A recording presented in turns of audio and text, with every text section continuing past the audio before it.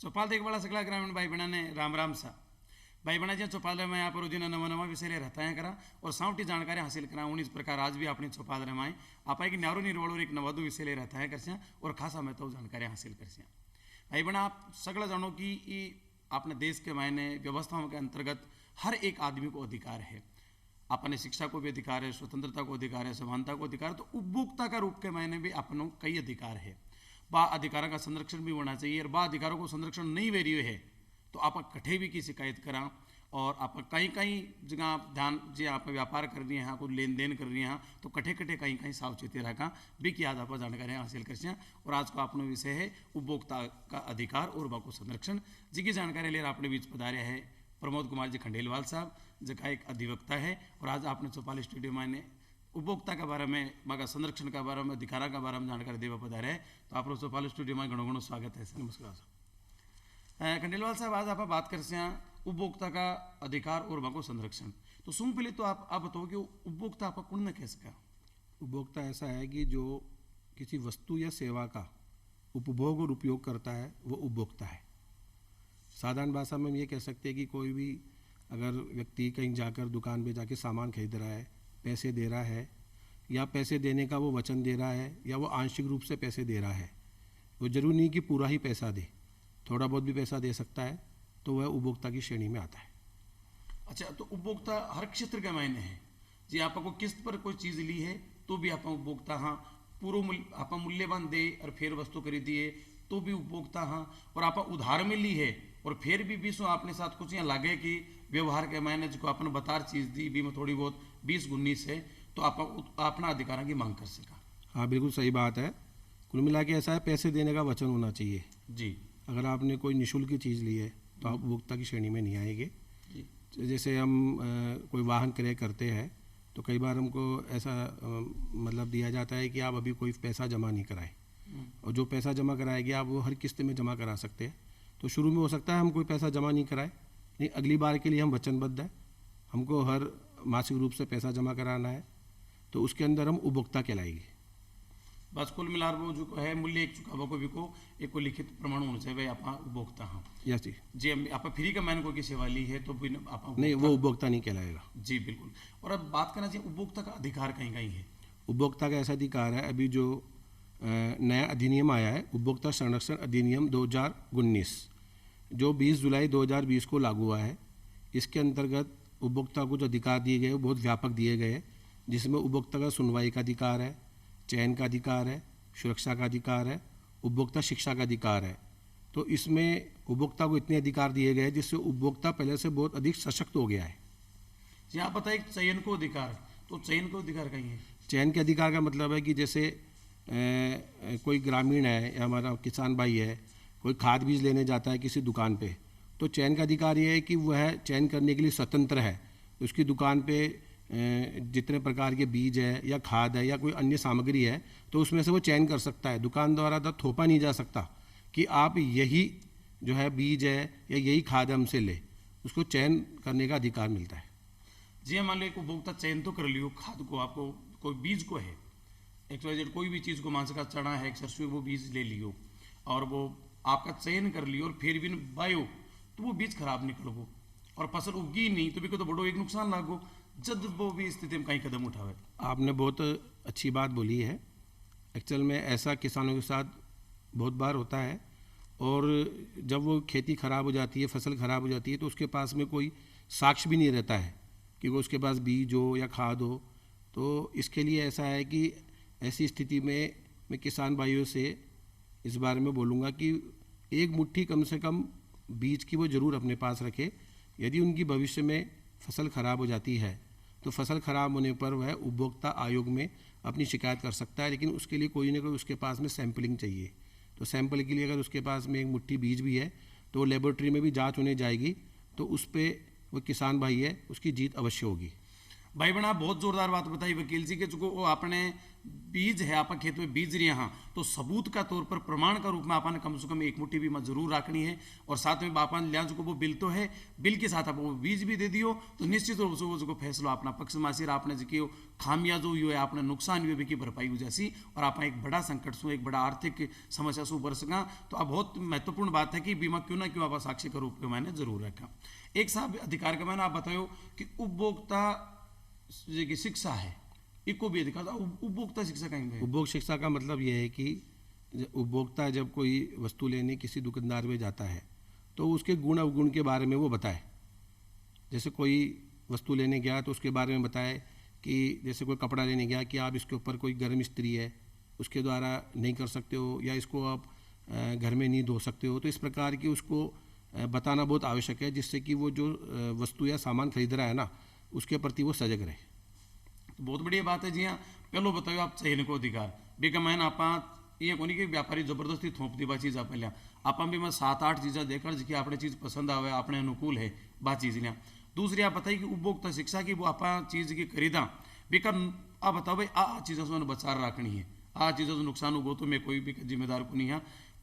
तो बा एक उपभोक्ता शिक्षा है भाभी भी ने बतानी चाहिए। अभी आप बहुत अच्छी बात बताई। और एक मुख्य बात आई आ जाए है कि अपन ने आयोग को सहारो नहीं लेना पड़े उपभोक्ता जो मन से भी को सहारो नहीं लेना पड़े इसलिए आप खरीदती टाइम गए कि कहीं कहीं सावधानी रखा कि अपने साथ कोई गड़बड़ी नहीं वैसे के। आपका बहुत अच्छा प्रश्न है। ग्रामीण भाई क्या होते हैं कि थोड़े कम पढ़े लिखे रहते हैं तो अशिक्षा के कारण क्या होता है कि वह कोई सामान खरीदते हैं तो उसका बिल नहीं लेते हैं। अब बिल नहीं लेने के पीछे कारण यह है कि कई बार दुकानदार उनको बोलता है कि आप तो बिना बिल अगर सामान लोगे तो हम आपको इतने रुपए कम में दे देंगे। तो हमारे ग्रामीण भाई है उस बहकावे में आ जाते हैं और बिना बिल वो जब सामान खरीद लेते हैं तो बाद में उनको बहुत तकलीफ़ होती है क्योंकि वो अगर किसी भी जगह उसकी शिकायत करते हैं तो उनके पास में कोई प्रूफ नहीं होता है।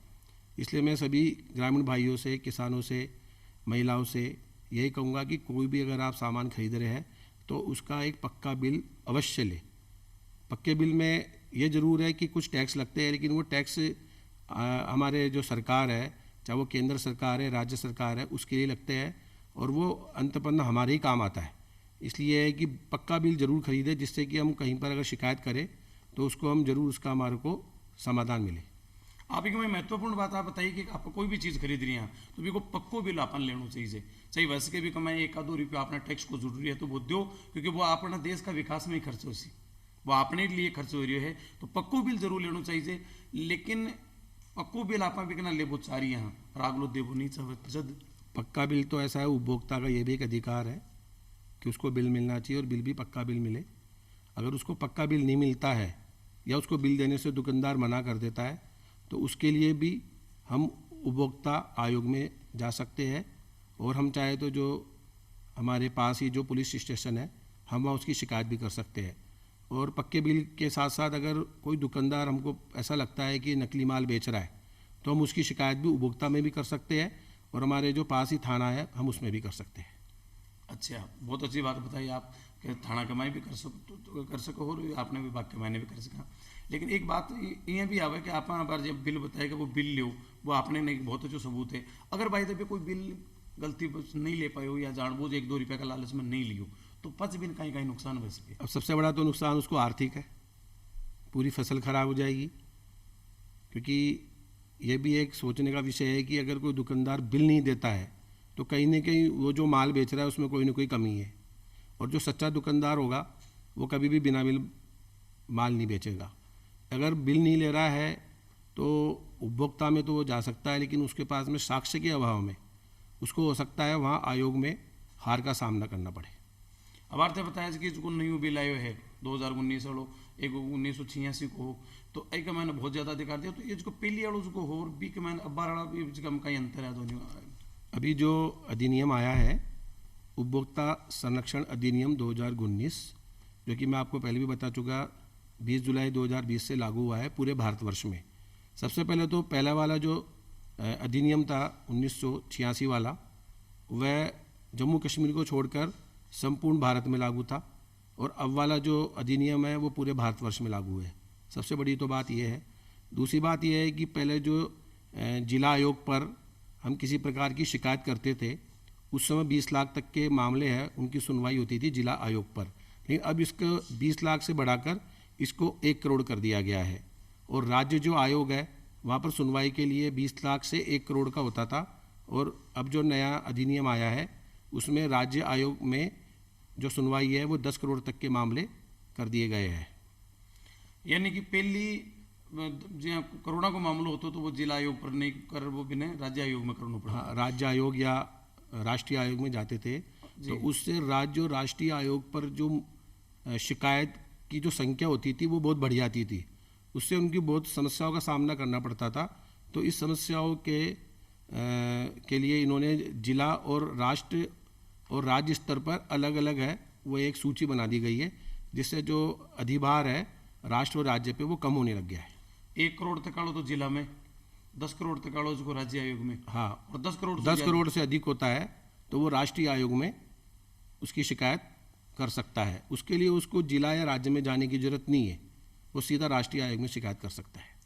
और जी मान लो कोई आदमी है, एक गांव को आदमी है, साधारण आदमी है, और बिने ध्यान भी को नहीं कि भाई साहब अपना अधिकार भी है कि कहीं भी है, तो भी आदमी ने ध्यान पड़ना चाहिए अपना उपभोक्ता का रूप में अपना कहीं अधिकार है, तो भी अवेयरनेस के लिए भी कोई इनका प्रोग्राम चाले है कि बिन ठापड़ा अपना अधिकार कहीं है। इसके लिए ऐसा है कि कुछ स्वयंसेवी संगठन है, हमारे NGO है, और राज्य सरकार और केंद्र सरकार के द्वारा समय समय पर उपभोक्ता को जागरूक करने के लिए कार्यक्रम चलाए जाते रहे हैं।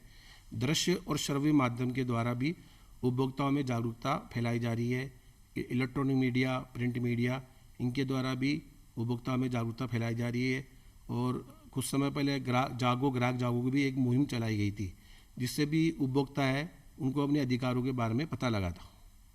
जी हाँ, आज को आप टीवी कार्यक्रम देख रहे हैं, वो भी एक भी अवेयरनेस के लिए बसु भी बन पड़ रही है, तो सरकारी स्तर पर भी प्रयास हो रहा है और गैर सरकारी का संगठन है वह भी के लिए जागरूकता के लिए प्रयास कर रही है। तो ऐसे का गैर सरकारी संगठन है उपभोक्ता ने जागरूक करने के लिए आकी भी और कुछ भूमिका और भी हो सके, कहीं कहीं भूमिका है।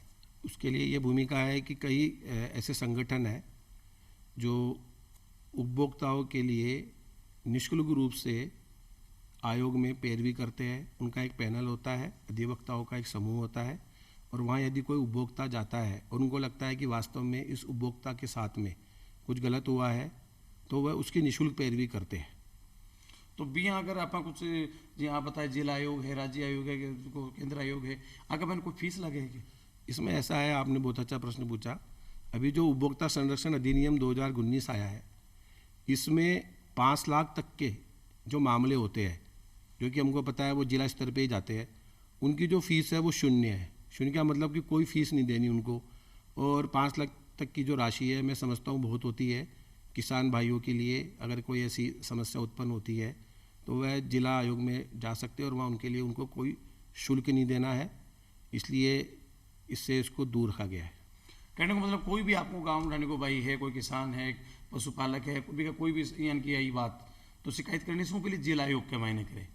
अब बात शिकायत करे तो भी शिकायत को भी ने एक भी को तरीकों कहीं है भी के लिए कहीं कहीं भी सबूत चाहिए, कहीं कहीं भी कागज चाहिए, एक बार हम जरूरत है बताओ ताकि अब जागरूक रहे लोग। सबसे मुख्य विषय यही है कि अगर उपभोक्ता किसी आयोग में जाता है अपनी शिकायत लेके, तो उसको क्या क्या अपने साथ में ले जाना चाहिए, उसके पास क्या क्या होना चाहिए। सबसे पहले तो उसके पास पक्का बिल होना चाहिए। जैसे हम जानते हैं आजकल GST पे ऐड है, वो पक्का बिल मिलता है। हो सकता है कुछ ऐसी वस्तुएं होती है जिनमें GST नहीं लगता है, उनको सरकार के द्वारा है वो निःशुल्क करा गया है। तो एक तो सबसे बड़ा पक्का बिल होना चाहिए।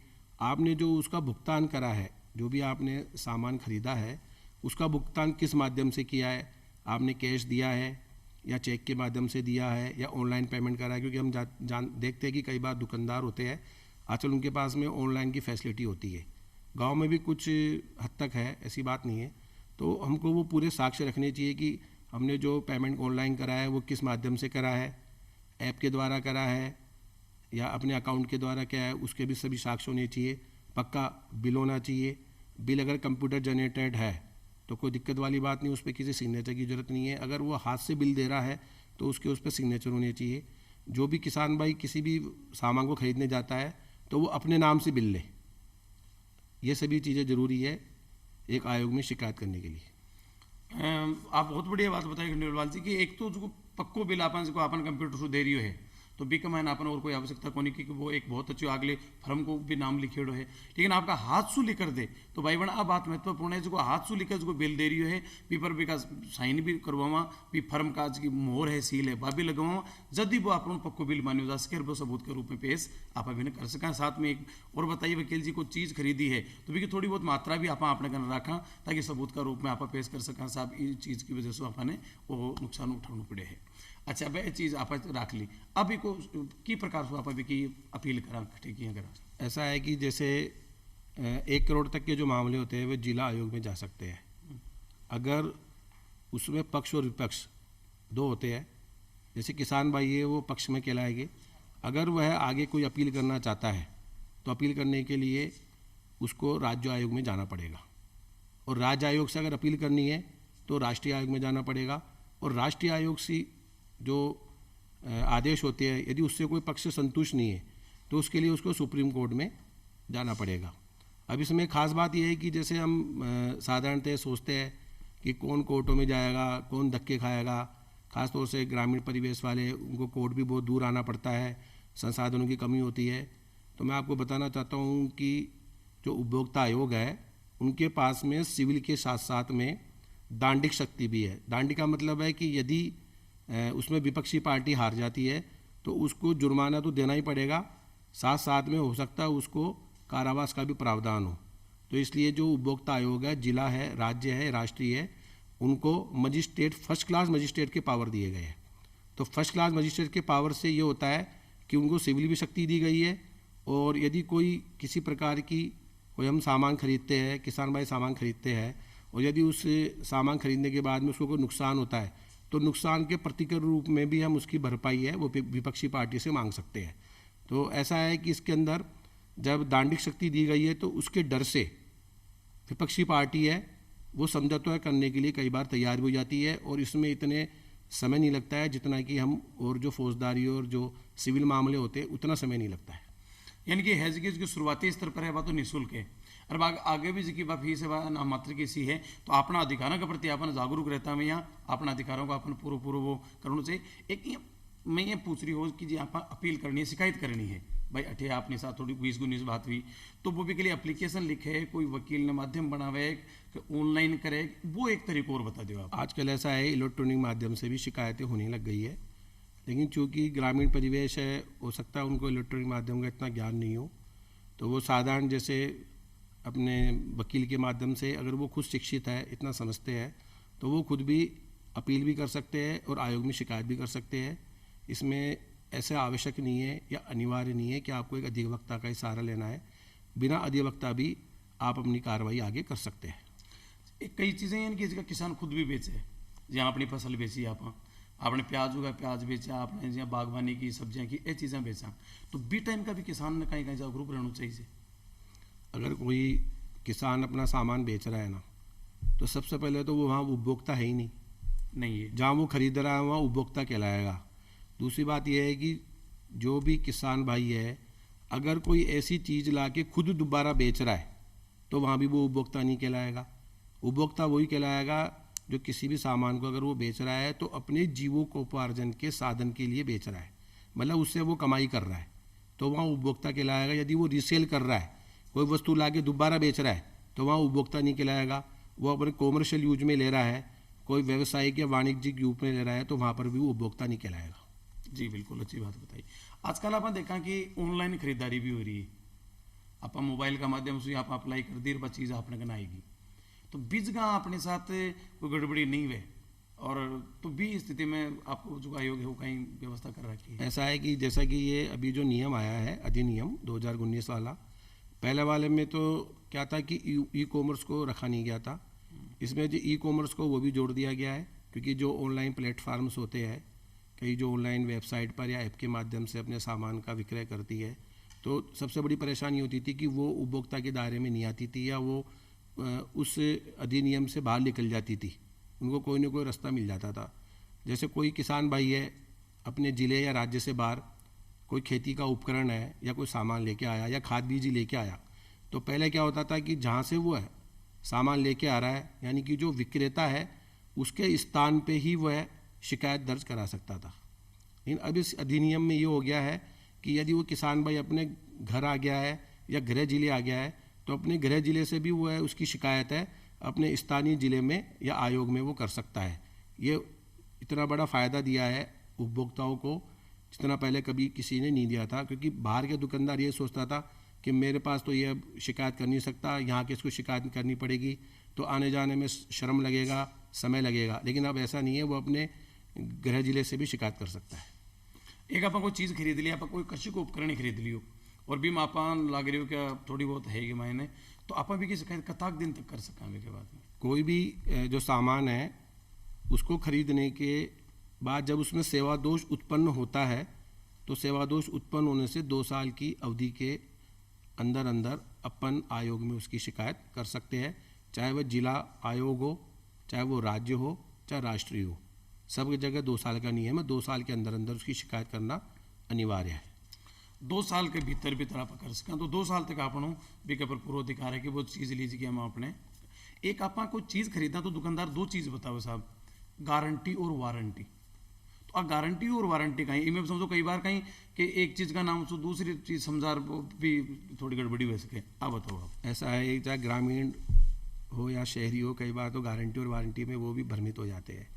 गारंटी का अर्थ होता है कि जो भी आपने उत्पाद है या वस्तु है जो खरीदी है, यदि वो ख़राब हो जाती है तो उसको दुकानदार या सेवा प्रदाता जो कंपनी है वो उसको पूरी बदल कर देगी, उसको सही करके नहीं देगी। आपका ये हक है कि आप उसको बदल कर नया ले सकते हैं। और वारंटी के अंतर्गत ये होता है कि यदि कोई आपका जो सामान है जो आपने ख़रीदा है वो ख़राब हो जाता है तो वो उसकी मरम्मत करके देगा, ना कि वो पूर्ण रूप से उसको बदल के देगा। अच्छा, यानी कि कोई चीज़ आप खरीदी और भी चीज़ ने एकदम से बदल दे, नई चीज़ दे भी किसी का आ तो है गारंटी, और जी आप चीज़ ली भी मैं कोई गड़बड़ी आएगी तो भी ना सुधार दे आ है वारंटी। तो गारंटी और वारंटी का मायने भी अपन ध्यान रखना चाहिए। और आप बहुत बढ़िया जानकारी दी। एक ये देखा कई बार मूल्य लिखे कोई चीज़ पर 10 रुपया और अगलो रुपया ले रही हो 11 रुपया, इस स्थिति का मैं आप कहीं करा। कई बार ऐसा होता है कि कोई खरीदने जाता है कोई सामान तो उसको जो MRP होती है, इसको बोलते हैं मैक्सिमम रिटेल प्राइस, अधिकतम खुदरा मूल्य, तो उससे अधिक वो पैसे ले लेता है दुकानदार। तो उसकी शिकायत भी हम आयोग में कर सकते हैं। और कई बार ऐसा भी होता है, हमारे सामने भी कई ऐसे मामले आए हैं जिसके अंदर MRP तो होती है कम, फिर भी वो उसको जो बिल है ना वो ज़्यादा का दे देते हैं। वो सोचते हैं कि उपभोक्ता जागरूक है नहीं, इसको पता है नहीं, ये क्या करेगा। तो अगर वो अपने पास में बिल मिल जाता है ना, नहीं पक्का बिल होना चाहिए, तो अपन उसकी आगे आयोग में शिकायत कर सकते हैं, चाहे वह मात्र 50 पैसे ज़्यादा क्यों न ले, उसकी हम शिकायत आगे कर सकते हैं। और फिर भी को मैंने फायदा भी मिले, उसका फ़ायदा मिलेगा जरूर। एक उपभोक्ता कहीं कहीं स्थिति का मैंने शिकायत करे, उपभोक्ता मज तक पूछे, आयोग तक पूछे। उपभोक्ता ऐसा है, कोई भी वस्तु या सामान खरीदता है तो उसमें जो मूल्य है, यदि उससे दुकानदार ज़्यादा पैसे वसूल कर रहा है, उसमें जो मात्रा लिखी हुई है ग्राम में या किलो में या लीटर में, यदि वह मात्रा जो उसमें लिखी गई है उस मात्रा से उसमें कम पाया जाता है, वहाँ भी शिकायत कर सकता है। दूसरा, जो दुकानदार उसकी गुणवत्ता बता रहा है, यानी कि क्वालिटी बता रहा है कि ये आप जो भी खाद बीज लोगे इसकी क्वालिटी ये है, इससे ऐसी फसल होती है, यदि वह क्वालिटी उस समय नहीं मिलती है तो उसकी शिकायत भी वो आयोग में कर सकता है। यानी कि जी जगह अपन की बताई गई है और बियान की स्थिति आपने के साथ नहीं भी उत्पाद में जब आप आयोग की शरण ले सका और आपने साथ निश्चित रूप से न्याय हो सी। बात करिए आप अधिकारों की का संरक्षण की, तो उपभोक्ता का कुछ कर्तव्य भी होना चाहिए। उपभोक्ता का कर्तव्य का रूप में देखा तो कहीं कहीं नजर आवा आपने। उपभोक्ता तो कर्तव्य यही है कि कोई भी वो सामान खरीदे तो वह अच्छी तरह सोच समझ के खरीदे। और कई बार ऐसा होता है हम सस्ते के चक्कर में कई ऐसे सामान खरीद लेते हैं जो हमारे आर्थिक नुकसान के साथ साथ हमें उनको शारीरिक नुकसान भी दे सकते हैं, हमने हेल्थ के हिसाब से भी नुकसान दे सकते हैं। तो उन सस्ती चीज़ों के चक्कर में ना पड़कर हमको उसका पूरा मूल्य देकर और उसको खरीदना चाहिए, क्योंकि वो पैसा हमारे राष्ट्र या राज्य के विकास में योगदान देगा। जी, यानी कि आदमी ने जागरूक तो रेणु ही है, साथ ही साथ में भी ने दूसरा आदमी ने भी एक प्रेरित करना चाहिए, भाई अपना यह अधिकार है, कोई भी चीज़ खरीदना तो अपन पक्को बिल लेना चाहिए। पक्को बिल के बाद में अगर कोई अपने शिकायत आ रही है तो आप आयोग की शरण लिया बी के लिए आपने कुछ सबूत एवं बिल महत्वपूर्ण है और साथ में भी कुछ नमूनों भी महत्वपूर्ण है। और आप खंडेलवाल साहब चौपाल स्टूडियो में पधारे और खासा महत्व जानकारी दी। और भाई बहनों आपने जीवन से जुड़े विषय है, अपन नित्य नया आपा बार बार उपभोक्ता बना, बार बार नई नई चीज़ें खरीदा और भी के मायने अपन सावचेती जरूरी है जिसकी जानकारी खंडेलवाल साहब दी। इन वास्ते आपने घना घना धन्यवाद। और भाई बहना एक नए विषय के साथ फिर मिलसे जब तानी चाहूँ आपसे इजाज़त। राम राम सा।